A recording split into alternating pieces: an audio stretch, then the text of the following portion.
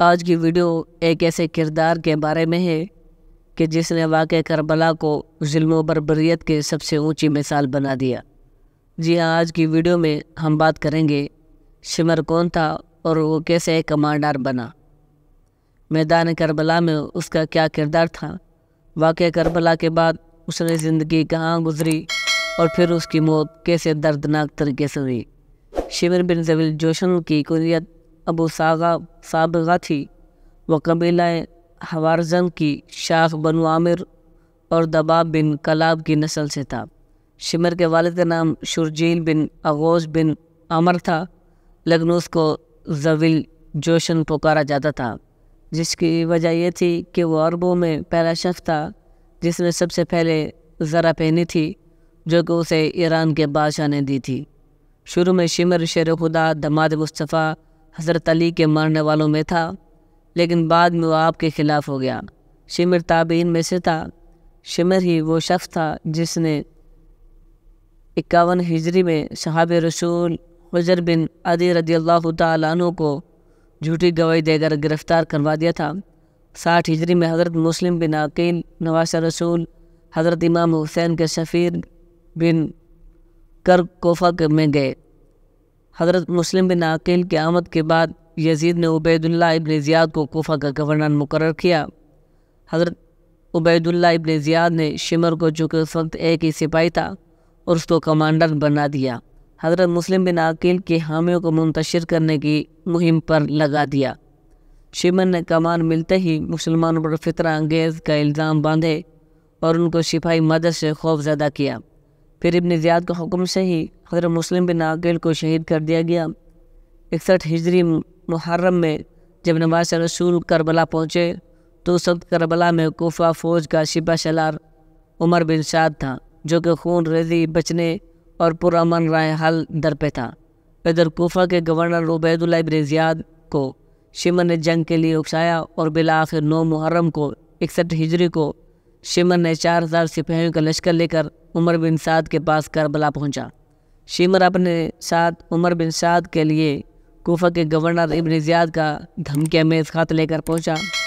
خیر، عمر بن سعد نے خط پر عمل کرنا شروع کر دیا کہ نواسہ رسول صلی اللہ علیہ وسلم امام حسین بیعت کرے یا پھر جنگ۔ شمر کربلا میں سپاہیوں کا امیر مقرر ہو گیا۔ چونکہ شمر حضرت عباس علمدار کی والدہ ماجدہ ام البنین کے قبیلے سے تعلق رکھتا تھا، اس لیے اس نے حضرت عباس علمدار کو پیشکش کی کہ وہ ان کے بھائی کربلا سے چلے جائیں اور ان کو گورنر ابن زیاد کی پناہ دے دی جائے گی۔ جب حضرت عباس نے امان نامہ پکڑ کر اس کے 2 ٹکڑے کرتے ہوئے فرمایا، میں اور میرا بھائی نواسہ رسول صلی اللہ علیہ وسلم سے بغاوت ہرگز نہ کریں گے، ہمت ہے تو میرے سامنے آ کر مقابلہ کرو۔ یوم عاشورہ کے دن جب حضرت امام حسین نے اہل بیت سے متعلق حدیث بیان کرنا شروع کی تو شمر نے ہی آپ کی بات کاٹی، جس کا منہ توڑ جواب حضرت حبیب بن مظاہر نے دیا۔ یہ وہ بدبخت تھا جس نے 9 محرم کی رات 200 سپاہیوں کے ساتھ خیموں پر حملہ کیا۔ جب حضرت امام حسین میدان میں آئے تو شمر ہی تھا جس نے فوجوں کو حکم دیا کہ دور سے ہی یکبارگی سے تیروں کی برسات کرو، کیونکہ ہم شیر خدا کے شیر کا مقابلہ نہ کر سکیں گے۔ اکثر روایت میں آتا ہے کہ حضرت امام حسین کو شہید کرنے والا شمر ہی تھا، اور اس نے بعد میں ان کے جسم مبارک پر گھوڑے بھی دوڑائے۔ اکثر روایت میں آتا ہے کہ خولد بن یزید نواسہ رسول صلی اللہ علیہ وسلم کا سر کاٹنے کے لیے آگے بڑھا، لیکن ہاتھ کانپ گئے۔ پھر شقی القلب بدبخت اور ذلیل سنان بن انس کے آگے بڑھا اور انعام و اکرام کے لالچ میں امام علی مقام کا سر تن سے جدا کیا۔ ابن عساکر حضرت سید امام حسین سے روایت کی ہے، حضور صلی اللہ علیہ وسلم نے فرمایا، گویا کہ میں ایک سفید داغوں والے کتے کو دیکھ کر رہا ہوں جو میرے اہل بیت کے خون میں منہ مار رہا ہے۔ اسی طرح محمد بن عمر سے روایت ہے، ہم سیدنا حسین کے ساتھ کربلا میں موجود تھے۔ جب شمر کا سینہ ننگا ہوا تو نواسہ رسول فرمانے لگے، رسول اللہ صلی اللہ علیہ وسلم نے فرمایا تھا، گویا کہ میں سفید داغوں والے کتے کی طرف دیکھ رہا ہوں جو میرے اہل بیت کے خون میں منہ مار رہا ہے، اور شمر برس کے داغوں والا تھا۔ شہادتوں کے بعد 11 محرم کو عمر بن سعد اور شمر 72 شہیدان کربلا کے سر لے کر کوفہ ابن زیاد کے دربار میں پہنچے، جہاں سے ابن زیاد اس قافلے کو شمر اور اس کے ساتھیوں کے ہمراہ دربار یزید لے کر شام روانہ کرتا ہے۔ جہاں سے بہت دل خراش واقعات اہل بیت و اطہار کے ساتھ پیش آتے ہیں۔ اس کے بعد یزید اسیران کربلا کو مدینہ بھیج دیتا ہے۔ اہل بیت کو مدینہ پہنچنے کے بعد شمر لعین کی سرکاری ذمہ داری ختم ہو جاتی ہے اور وہ کوفہ واپس آ جاتا ہے۔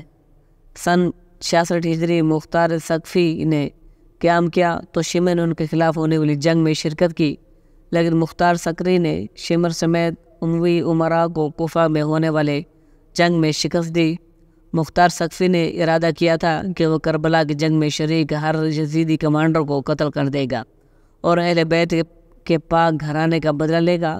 شکست کے بعد شمر کوفہ سے فرار ہو گیا، لیکن مختار ثقفی نے خاص طور پر اپنے غلام ضربی کو ایک دستہ فوجیوں کو دے کر ان کے پیچھے بھیجا، لیکن شمر نے مختار ثقفی کے غلام اور اس کے دستے کو قتل کر دیا۔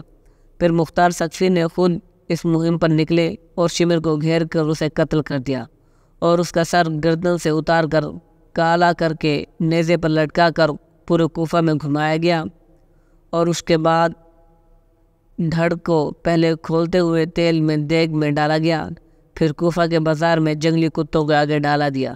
پھر شمر کا سر محمد بن حنفیہ کے پاس مدینہ بھجوا دیا گیا، جنہوں نے نواسہ رسول صلی اللہ علیہ وسلم حضرت امام حسین اور اہل بیت کو شہید کیا۔ ان کا انجام یہ ہوا کہ وہ سب سے بے دریغ قتل کر دیے گئے، جن میں سے کچھ کے سر کاٹ دیے گئے اور ان کے جسم کو کتوں کے آگے پھینکا گیا اور ان کی اینٹ سے اینٹ بجا دی۔ بے شک اللہ پاک بہتر حساب کرنے والا ہے۔ یہ وہ لوگ تھے جن کا انجام اس دنیا میں بھی بدترین ہوا اور یقیناً قیامت میں یہ بدترین عذاب کے مستحق ہوں گے۔ اللہ تعالی ہم سب کے دلوں میں کو اہل بیت کی محبت سے منور کر دے، آمین۔ اللہ تعالیٰ سے دعا ہے کہ اس میں جو کوئی غلطی کوتاہی ہو گئی وہ اپنے فضل و کرم سے معاف فرمائے، آمین۔ جزاکم اللہ خیرا۔